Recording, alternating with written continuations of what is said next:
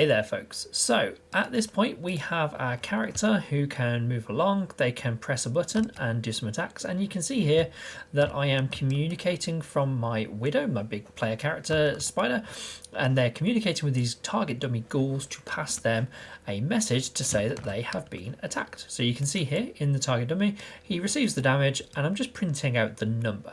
So what we're going to do at this point is we're going to create ourselves a very, very simple health system just to work out whether he should play a hit response, whether he should die, what's he going to do with all this information. So we're going to start really, really basic with this. We're going to go with two variables. The first one is going to be current health, and that is going to be of the type float. And then I'm going to take that and I'm going to duplicate it, and this one's going to be called max health. And the most common things that you're going to see with these are that people are going to take these and go, okay, what does this one first equal? It equals 100. And what does my max one equal? It equals 100 as well. Now that's if you want to work with percentages. Yeah, if you want to work with a percentage value, then it makes sense for you to go through with your current health and your maximum health. And obviously it gives you 100 kind of points to play around with.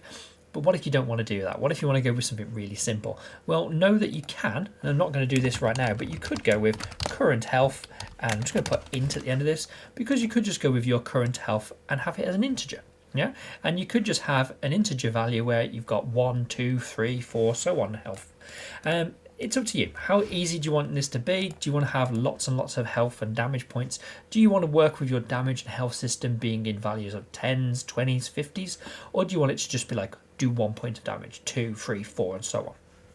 Either way, I've got this, and I'm going to take this current health value, which currently equals 100, and I'm going to subtract from it. So I could just use my minus value here and get a subtract, and I'm going to subtract from it the damage. And this is important we get these the right way around, because we're taking what our health currently equals and we're taking away from it the damage amount. So if we think about this being 25, 100 take away 25 is going to give us on this side a modified value. So in this case, 75.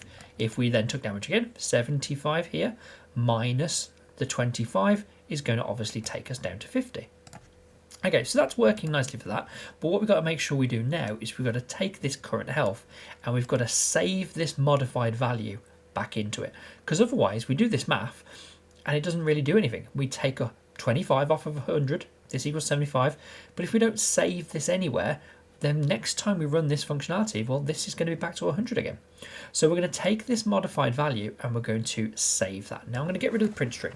I don't really need the print string there. I know it's definitely communicating between these. I can put it up here as a debug that I can bring back in later if I want.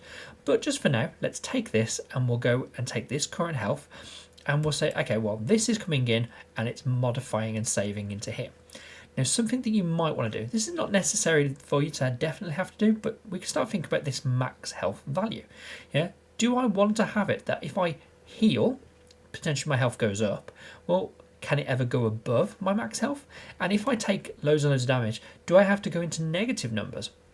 So this would be where it's useful. Before we save it, what we could do is we could clamp, and we could clamp float. And you can see here, clamp with float in brackets. And this takes in a value, which is obviously the value we're modifying. And it says, okay, I know that this value exists, but I need to just make sure that it exists between this minimum value range and this maximum value range. Now, what does my health need to equal? Well, our health equals somewhere between 0 to max health. It can't go above max health and it can't go below 0. So we can put that in there. And that means that even if we took, let's say we had 15 health and we took 25 damage, this here would equal minus 10. But when it goes through the clamp, it would say, okay, well, that has gone outside of this clamping range, so it'll just bring it back to being 0. So now our health only ever exists between those two values here. Okay, so that's going to be useful for us. And what I'm going to do is I'm just going to add in that print string again, just because I want to debug this value every time it works. Okay, so let's go and have a look at what happens here. We're going to come over to here. And let's walk over, and when we slam into these guys, we're no longer going to print out 25, we're going to print out what their health equals. So 75, 50, and I'm just going to hit this one at the edge. There we go, just make sure we're a bit closer. There you go, 25 and 0. And now if I keep on hitting him, it never goes below. It always clamps down at 0. And all the others, if I print out, you can see 25, 0, and they never go below that value. So the clamp is working for that. Now what happens if we actually take that damage? Well, we want to know whether our character should die. So we're going to take that current health, and I could either drag it in here, or I could use the output from this set node here. Both of these are exactly the same, because obviously this is saving it into the node and then saying, well, the value that's now saved in here is the output. And I'm going to take this and I'm going to check if this is less than or equal to. Now I don't really need to do the less than, because obviously I've clamped it to 0. I could just say if it is equal to 0, but it's just good practice to kind of remember that, you know, potentially this might not be there, and it might be a case of if my health ever goes less than or equal to 0, so I might be in a negative value, well, at that point I am now dead. So I'm adding in a branch, which would be in click there, and this is going to be a case that says, okay, I've taken damage, I've modified to save my health. Is that health less than or equal to 0? Well, if so, let's put a print string in here that says def, and let's have another one of those that just says ouch. And this lets me make a decision now that says, okay, have I actually gone below my 0 value? Well, in that case, we're going to run some def functionality. Otherwise, we're just going to run some hit functionality to say that we have been hit. So I'm going to come over here and I'm going to hit these guys. You see they both say ouch. Should both say ouch again. Wait for the print strings to go and ouch again. And then when I hit them, they both say def. Now, if I keep on hitting them, obviously they're going to keep on saying def. So that means that what I could do is I could have a simple custom event, and we could just go with def for this one. And let's run this after here. You see there's no def functionality existing in Unreal. I could put all the functionality for def up into here, but it does just stand to reason to be a little bit easier and a little bit better to break that off into its own simple functionality, because maybe you have something that just auto kills all the enemies. Maybe you need to just communicate with all of them and just say, I don't care how much health you've got, how much damage you take, I just want you all to be destroyed and removed. So in this instance, let's just run destroy actor. Which actor should it destroy? Well, self, which means it's obviously going to destroy the target dummy. And now when we come over here and we walk over and we hit these guys, ouch for the first one, ouch for the second one, they're now at 50, ouch again when they're at 25, and then hit them both. You can see both say def and they have been removed. So that gives me a lot of extra kind of stuff that I can do with this now, because now I can start thinking about what actually happens when we are hit. Do I need to put some hit responses and hit reactions into here? I could obviously go in and start playing some functionality on the def event, and I could override this on each enemy for what they're going to do. And also I can start adding some extra functionality in here between the any damage and the actual modification to make decisions on should I take damage. Maybe in this case it might be a case of saying, well, am I shielding? Am I shielded? Am I invincible? You know, what is it that would determine whether I am allowed to or not allowed to take damage?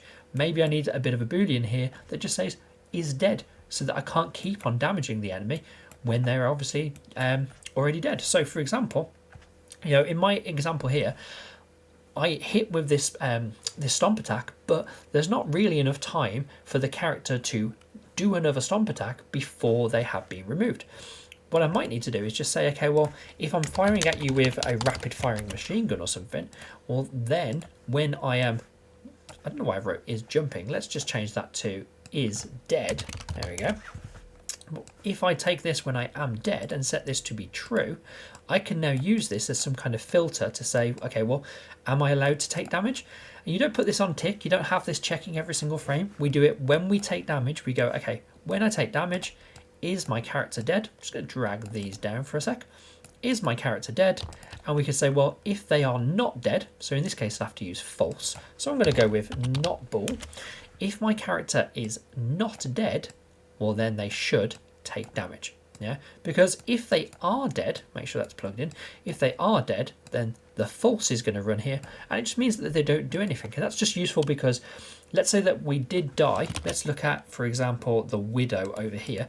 The widow, when the widow dies, which is this one here, there's quite a long animation effect that keeps on running out. So what I don't want to have is that the widow keeps on taking hit responses, they keep on taking damage, and maybe they start dying and then it overrides it and plays the hit react and stops this animation. What I want to say is if they have died, then that's going to start triggering here because it's starting the death process, and then this will always trigger instead of this stuff because they are now dead. So that's going to give you a very basic kind of health functionality. It's going to allow us to remove the target dummies once they've taken enough damage, and it's going to allow us to obviously modify this. I am in the future going to come back and put this into some kind of component so we can create a health system that can go onto our player, onto our enemies, onto damageable things in the world. And that's just simply because this is functionality you're going to have to keep on creating, recreating in lots of your actors and elements in your game. If you recreate it a lot, make it a component, make it something you can attach and reuse as many times as necessary. But if you've got this working, this will give you something immediately that you can then use for testing out things like melee attacks, close combat attacks, special effects and magic powers and all that kind of stuff that we've been setting up in our character. Thanks for watching, folks.